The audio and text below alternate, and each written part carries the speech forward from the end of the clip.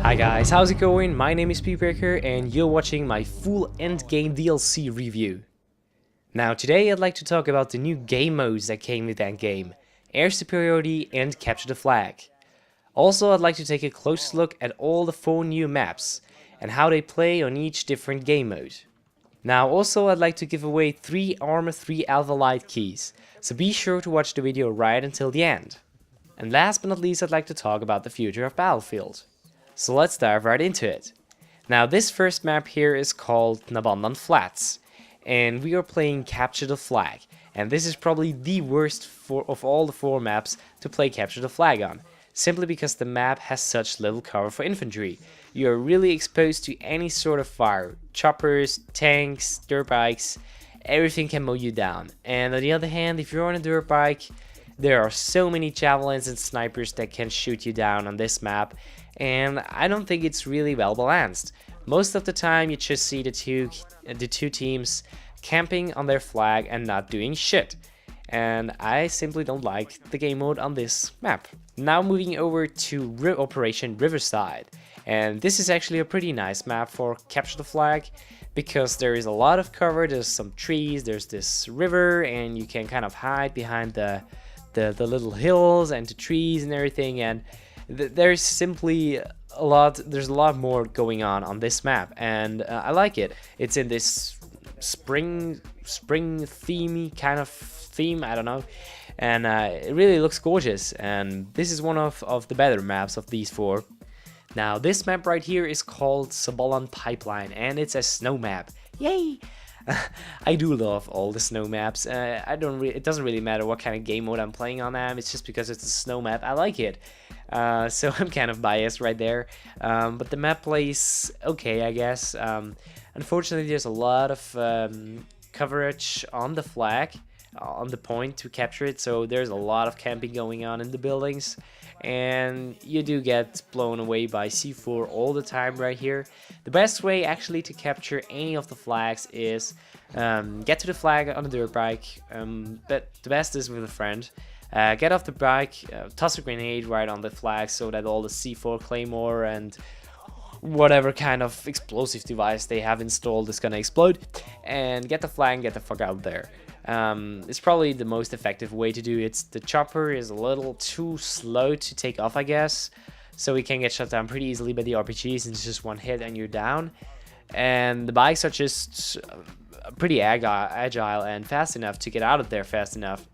The only thing you've got to watch out for, if you're on a dirt bike and you have to flag, you're not allowed to go out of bounds, because if you go out of bounds, the flag returns to the base, so don't go out of bounds.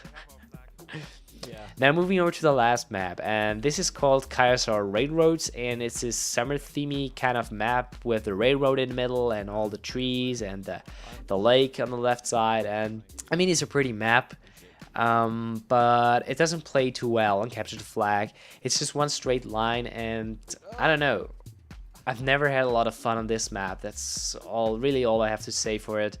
And yeah, I'd rather play some of the other game modes on this map. Which brings me to Rush on all of these maps. Rush plays amazing. There's, except for Nabandan Flats, this one is a little bit tricky on the first pair of MCOM, because there is no cover whatsoever. You're running through the desert and you get killed right and left. You actually can flank. I found that out today. You can actually go to the right when you're attacking, and then you have some sort of sand coverage in front of you. There's a very tiny hill where you can duck behind, but if the tank is going on your side, you're pretty much screwed. So it's a tricky one, but once you get it planted, then it's a lot of fun. And for the other maps, it's really great. Rush really plays amazing on pretty much any of the maps. Also, Kaiser Railroads is a little bit tricky on the first 2 MCOMs because it's so wide and open. I'm not quite sure why they didn't put the Rush game mode into the more tree kind of setting of the map instead of this right on the lake side. It's kind of open and you're pretty exposed, but again, you can flank around to the right and back rage them hard, so that's pretty nice. And for the other 2 maps, Rush is pretty much amazing. I mean, Operation Riverside is probably the best for Rush. You go down this valley and it looks so amazing. And there's a lot of AMCOMs. I think there's 5 AMCOM stations. I'm not quite sure on that, but there's a lot, and it's really a pretty long and intense fight, and I like that. I like long intense fights that don't get boring. So Operation Riverside is definitely one of my favorite rush maps. Also Subalon Pipeline, although it's a little bit short and the distance between AMCOMs is quite long on this one. You kind of have to run 250 meters to get to the AMCOM just to get sniped, which sucks here and there. But again, there's a lot of cover in the Subalon Pipelines with the snowy pine trees and all that stuff. So yeah, that's pretty cool too. Now let's talk a little bit about air superiority.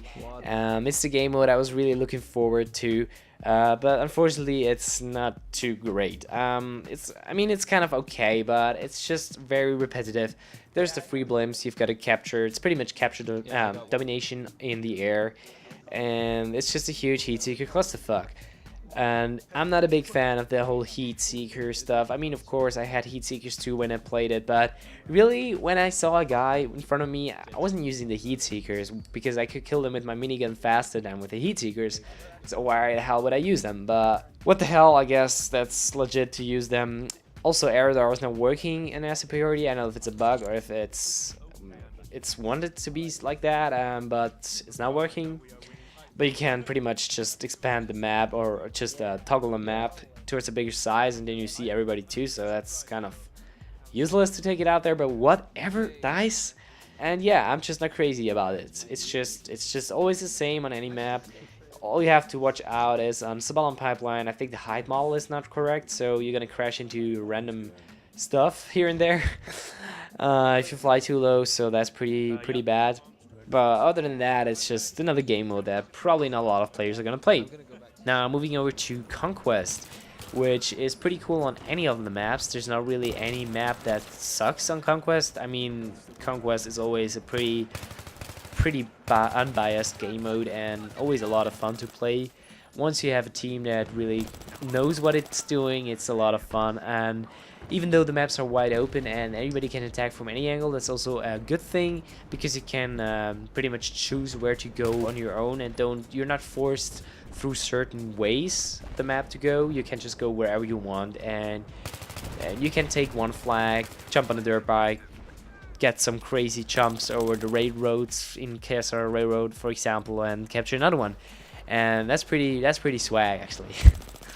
Now on Conquest you also do get the drop ship with you can actually parachute out of it, and you can drop an IFV out of it. And whilst this is pretty cool to look at, it is kind of useless. I mean, it's just there. It's kind of gimmicky because they could just make an IFV spawn in the middle flag, and that's it. I'm not quite sure where they had to include the AC-130 again, but well, whatever. So before I'd like to discuss Team Deathmatch and the new maps, I'd like to do this Arma 3 Alpha Lite Key competition. And the way this works is you gotta write down in the comment section below what kind of kills per minute rate I did got in this particular clip you're watching right now. So the kill per minute score is shown at the end of any round.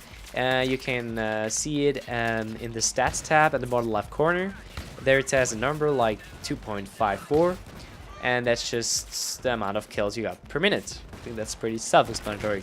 So I want you to guess that number. The 3 guys that get the closest to this number will get the keys. There's really only 2 things that you have to do. First of all, you've got to have a Steam account because the keys are distributed via Steam. And the other thing is, of course, you've got to be subscribed. So do put in your guess in the comment section below, and this competition is gonna stay up until Monday evening, and then I'm gonna pick a winner, and I will be announcing them on Tuesday next week. So do make sure to check my channel for that. I also be sending them private messages, so you're not gonna miss it. Now heading over to Team Deathmatch, and Team Deathmatch is actually a lot of fun on the new maps. I'm really hoping that people are gonna gravitate away from Nosher Canals and Cog Island Team Deathmatch, because I have seen way too much Nosher Canals Team Deathmatch videos on YouTube. I mean, each and every YouTuber has 4 or 5 videos of Nosher Canals Team Deathmatch, and quite honestly, it just sucks. I mean, always the same, seeing always the same, and always the same I mean, there's no tactics. What am I talking about? Just the same setting is boring. It's just borderline boring, and I really hope they're gonna mix up stuff a little bit.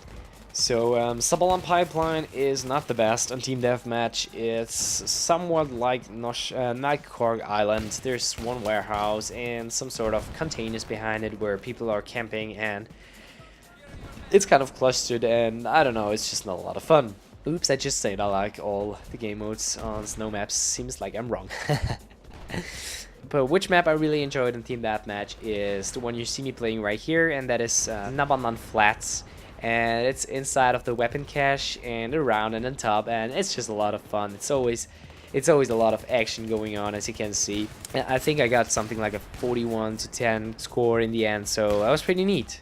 Ooh, that was a tip right there, right? Okay, so now I've covered all the stuff. There's also the S tag, which you can get unlocked. But actually I haven't unlocked it so far because there's just so much shit that you have to do, like shooting down aircraft with the new anti-air Humvees, and I don't know, I don't like the challenges at all, so I haven't done it yet. But it's simply an M1911 with suppressor and flashlight, so nothing really special. Now, overall, this is it. This is Battlefield 3 as it is. There's probably not going to be a whole lot of new patches. As far as I know, guys, they're not going to be doing any patch if there's nothing game-breaking like the AC-130 on Rush on the Arma Kill expansion. So we're probably not going to see any more patches. And I mean, I can understand them. It's probably pretty expensive to distribute the whole updates on the Xbox and the PS3. But of course, it would be nice if just the PC gamers could get updates, because I guess they're not going to pay anything for PC updates, I think. But we all know that's never going to happen, so we can pretty much cross that off. Battlefield 3 is finished product right now. We've got 33 maps and a whole bunch of game modes, and we can play it all. And that is amazing. That's great. I mean, I'm really happy about that. I think Battlefield 3 and Premium was totally worth it. I mean, I've paid $110, I think, and I almost invested 700 hours into Battlefield 3. So I think that's good value for your money right there. And it's also good. I mean, now they're finished with Battlefield 3, they can move on. They can now go to a very, very, very exciting other thing, and that is Battlefield 4. And I'm really, really looking forward to see some Battlefield 4 footage, or just some screenshots, or some taser thingy kind of stuff. And maybe we're gonna get something in the last Premium video. We will see. I will keep you up to date. So that was pretty much it for this pretty big and long overview video of Endgame. Overall, I'm happy with it. It's okay. I think it's not the best DLC out there. I mean, it's probably Aftermath, Strike at Corkent, Endgame, Armored Kill, Close Quarters, with the worst being Close Quarters, of course. It's okay. It's okay. It's an okay DLC. The maps are great. They look fantastic. Of course, it's Battlefield 3. Frostbite is always great. And I'm happy with it so far. So I wanted to thank you guys for watching. Make sure to write down your guess in the comment section below to win one of the free Armor 3 Alpha Lite Keys. And I will see you guys in the next one. Ciao.